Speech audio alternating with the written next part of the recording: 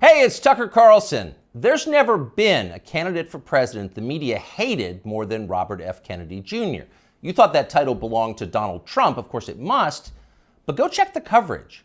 Trump got a gentle scalp massage by comparison when he announced. When Trump rolled out his presidential campaign in 2015, the New York Times waited until the 17th paragraph of the story to attack him. But as well known as he is, the paper said at the time, Trump is also widely disliked. And then they cited a poll to back it up. That was the attack on Trump. 8 years later, the Times attacked Bobby Kennedy in the very first sentence of the story. Quote, Robert F. Kennedy Jr., the paper declared, announced a presidential campaign on Wednesday built on relitigating COVID-19 shutdowns and shaking Americans' faith in science. Shaking Americans' faith in science. Imagine if you were an ordinary New York Times subscriber reading that over coffee in your pre-war rent-controlled duplex on Columbus Avenue. You'd think Bobby Kennedy just declared war on the Enlightenment. My fellow Americans, I have come to shake your faith in science. Join me as I drag our nation back to the medieval period. You'd be appalled. CBS News viewers likely were appalled. In its coverage of Kennedy's announcement, CBS denounced the candidate's views as, quote, misleading and dangerous. The LA Times called him a threat to democracy. At the offices of National Public Radio in Washington, a full-blown Category 5 hysteria typhoon broke out. NPR devoted an entire segment to savaging Kennedy, not just as a candidate, but as a human being. NPR described him as someone who, for his own perverse reasons, has made, quote, debunked and false and misleading claims that undermine trust in vaccines, and who, in his spare time, provides moral support to crazed extremists who, quote, rally under the banner of what they call liberty or freedom. People magazine didn't even bother to report a single word of anything Kennedy said at his announcement, and instead wrote an entire story about how his relatives hate him. Kennedy's younger sister, Carrie, the magazine reported solemnly, does not approve of Bobby Jr.'s harmful views. His harmful views! Bobby Kennedy's thoughts alone are evil enough to hurt people. That's been the tone of the media coverage around Bobby Kennedy Jr. for the past 18 years, since July of 2005. That's the moment that Kennedy published a magazine article suggesting there might be a link between the rise in diagnosed autism cases and the ever-expanding schedule of mandatory childhood vaccines. The day that story was published, Kennedy's reporting was considered so solid that two outlets ran it simultaneously, Rolling Stone and Salon.com. Unfortunately, neither one of them understood what they were up against. The pharma lobby rolled out the most ferocious public relations campaign in memory, and both publications swiftly caved. Both pulled the story and then disavowed it, groveling as they did. No one in the national media bothered to explain why autism diagnoses had skyrocketed. If it wasn't the vaccines, and maybe it wasn't, then what was it? To this day, there has not been a convincing explanation. Instead, reporters just attack Bobby Kennedy. They've called him a lunatic and a Nazi. Instagram shut down his account. YouTube just last week pulled down a perfectly reasonable interview he did with Jordan Peterson, citing unspecified misinformation, and so on. Kennedy became the most censored famous person in the United States. At this point, most Americans have heard a lot more about Bobby Kennedy Jr. than they've heard from him. He doesn't get many offers to speak from big platforms. But last week, Joe Rogan gave him one. Here's some of what he said. Why do 5 of my 7 kids have allergies? You know, and of course, we know why. Because aluminum adjuvants give you allergies. They're designed to make you, to create a hyperimmune response to foreign particles. And the last category is, the allergic diseases, peanut allergies, food allergies, eczema, which I never knew anybody with eczema when I was a kid. I never, asthma, I knew people with asthma, but it wasn't 1 in every 4 black kids like it is today. So, all of those things. Now, we went from 6% of American having chronic disease. By 1986, we're starting to add the vaccines, and we got and 11.8% of kids now, so it's doubled. Why do 5 of my 7 children have allergies? Now, we don't know the answer, of course. But it's an interesting question. In fact, it's an important question that deserves an adult answer, not that you should hold your breath waiting to get one. Bobby Kennedy asks a lot of questions like that. He notices things. Kennedy pays attention to the world around him, and he wonders why it's changing. He's an outdoorsman, a falconer, and a fly fisherman. He's interested in how nature works. He's curious.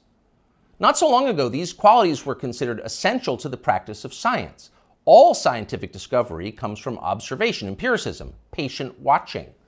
Without the willingness to put aside your pre-assumptions and assess with honesty the things you see and touch and smell, the changes taking place right in front of your face, you can't do science. You can't create art either, or journalism, or theology. You have to be willing to notice the obvious, and when they tell you you're not allowed to notice the obvious, you should be concerned. Imagine you were on a commercial airline flight. The plane is just leveled out at 37,000 feet, you're closing your eyes for a nap, and suddenly you smell smoke. And it's not your imagination, you can see it. It's starting to fill the cabin. All around you, people are hacking and choking. The guy in the next seat has a napkin pressed against his mouth, and he's mumbling what sounds like Psalm 23, "Yea, though I walk through the valley of the shadow of death." So clearly, the airplane is on fire. But almost unbelievably, no one has said a word about it. Not a single person is acknowledging this is happening. Everyone is silent. So in panic, you yell for the flight attendant. "There's smoke in the cabin," you say, as if she hasn't noticed.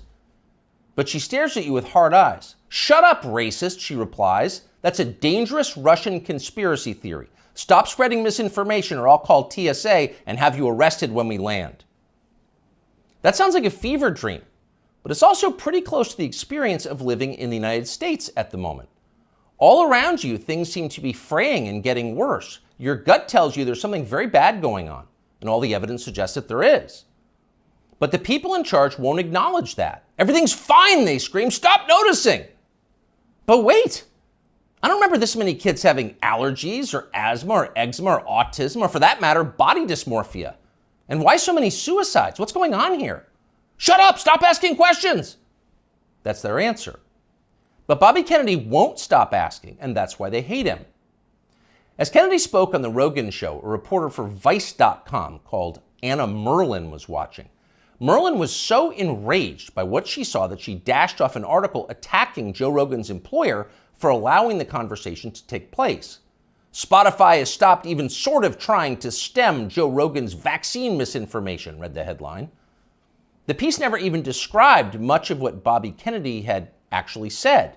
Merlin dismissed the entire interview as, quote, "a detailed survey of Kennedy's most dangerously incorrect views, a far too extensive list to outline in full." In other words, we here at Vice don't have time to describe all of Bobby Kennedy's lies, but trust us, they were lies. Then Merlin called Spotify to see if she could get the episode censored. Much to her profound frustration, Spotify refused to censor the episode and kept the interview on its website. So she spent the next several days ranting about all of this on Twitter. People were listening to the wrong things, and Anna Merlin was mad about it. So was Peter Hotez. Hotez is a pediatrician from Texas who became moderately famous on MSNBC during the COVID lockdowns as a Biden shill and a vaccine promoter. Hotez read Anna Merlin's piece and then huffily retweeted it. Effectively, "Why is Bobby Kennedy allowed to talk in public?" And that gave Joe Rogan an idea. Why not have Peter Hotez debate Bobby Kennedy on his show? You claim he's wrong, why don't you explain why he's wrong? That seemed fair. But Hotez wouldn't bite. So Rogan offered to give $100,000 to Hotez's favorite charity if he agreed to come on. Soon others made their own pledges and the pot swelled to over $1 million. But still, Peter Hotez wouldn't come. Instead, he scampered back to MSNBC, where one of the channel's oilier hosts assured him he was doing the right thing by dodging the debate. "Arguing with Bobby Kennedy is morally equivalent to debating a Holocaust denier," the host said. "No decent person would do that." And of course, Hotez agreed. Quote, 200,000 Americans needlessly perished because they believed the anti-vaccine disinformation and refused to take a COVID shot. So really, talking to Bobby Kennedy would be a lot like abetting murder. And Peter Hotez, MD, PhD, was not going to do that. But wait a second, you ask yourself. Let's think about those numbers. 200,000 people died because of vaccine disinformation from Bobby Kennedy and people like him? How do we know that? Is that really science? No, It's not science, because we don't know that. We can't know that. There is no way to know that. Peter Hotez's claim is a political attack posing as science, and he specializes in those. Here he is on television during the so-called pandemic.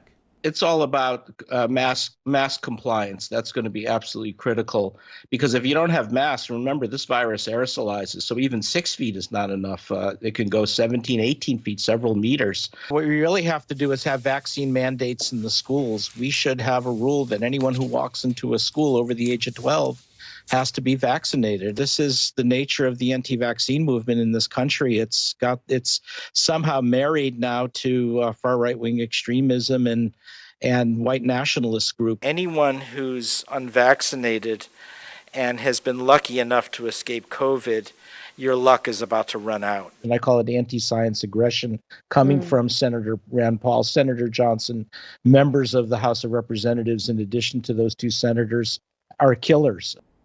It's all about mask compliance. We must have vaccine mandates for children. Take the vax or you will die. Anyone who disagrees with me is a white nationalist and a killer, and probably an agent of Putin. Do we say probably? Let's revise that. Certainly an agent of Putin. Again, here is Dr. Peter Hotez.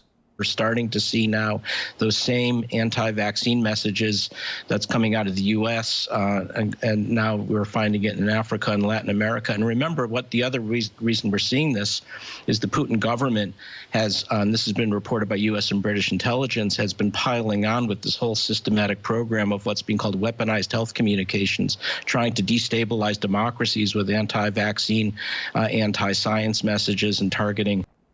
So according to British and U.S. intelligence, anyone who disagrees with Dr. Peter Hotez is a disloyal American working to destabilize our democracy on behalf of Vladimir Putin. Now, by comparison, never in his life has Bobby Kennedy Jr. said anything half that demented. But keep in mind, Peter Hotez claims to have a valid medical license. He is allowed to treat patients. After a while, even MSNBC viewers were going to have some questions about a guy who talks like that, and apparently some of them did. As the lockdowns wore on, the population started to notice that many of the core claims the TV doctors were making were untrue. You'd only need one shot. If you got the shot, you would never get sick. You would never pass the virus to others, and so on. They said these things, as you know, again and again. Ultimately, they were proven wrong, but they never admitted it. They just attacked the people who noticed. Here's Dr. Peter Hotez calling for the Biden administration to arrest anyone who questions the COVID vaccine. The Biden administration has to realize that anti-science is a killer, disinformation. Yeah. It's not even just disinformation. This is an anti-science empire right now, and we need Homeland Security. We need the Justice Department. We've really got to figure this out, and Health and Human Services will not be able to figure this out on their own. It's not a medical problem. It's a law enforcement problem. They've doubted me. Arrest them! It's a horrifying outburst if you think about it. If you were on tape saying something like that, you would be deeply ashamed. But Peter Hotez is not ashamed. He's become even more grandiose. Hotez has written a self-congratulatory new book called The Deadly Rise of Anti-Science, a scientist's warning, as if you were a scientist.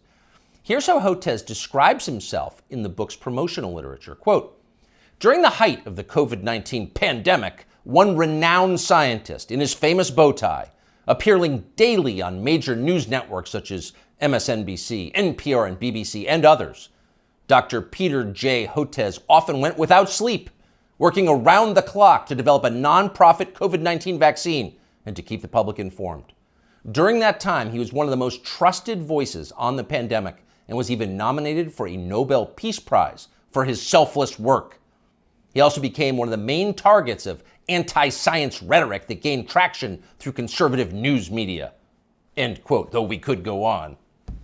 So here you have a renowned scientist, selfless, trusted, going without sleep, self-denying, persecuted by extremists for daring to tell the truth. The Albert Schweitzer of cable news.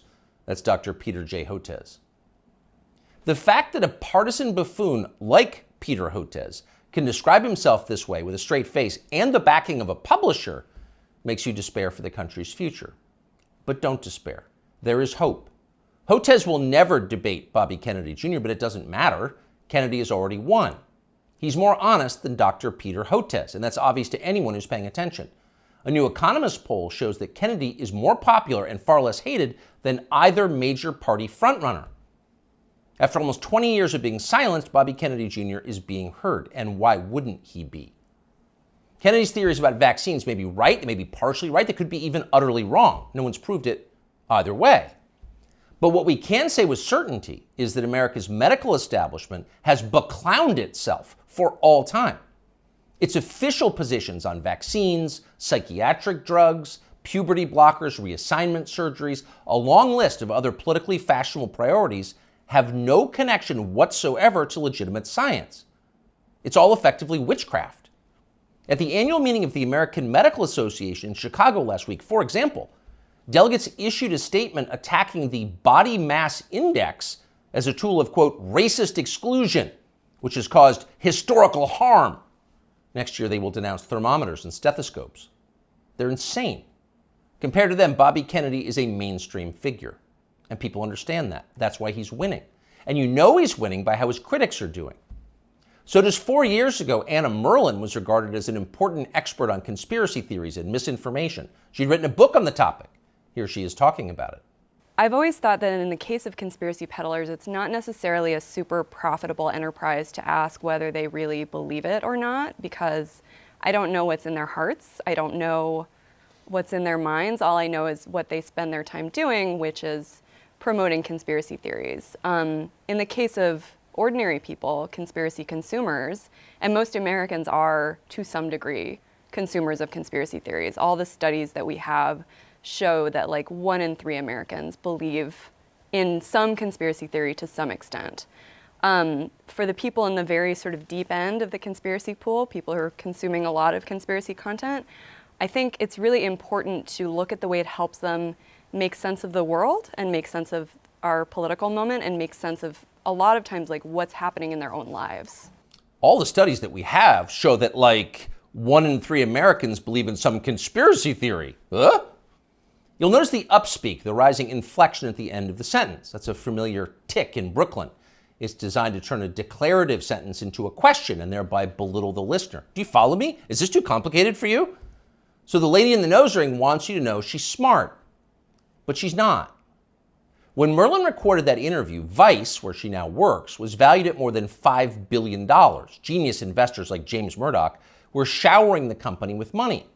Everyone wanted in on the future of media, which was uptalkers like Anna Merlan lecturing you about racism and misinformation.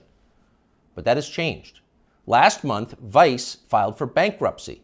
Anna Merlan is still on Twitter screeching about how her critics are transphobic, but nobody cares. Nobody wants to hear from Anna Merlan anymore. The gatekeepers are transparently ridiculous. Everyone can see that. People have started to notice. Younger people say the news is full of lies. In Kennedy's motorcade. 239 people. Jail cell death of Jeffrey Epstein.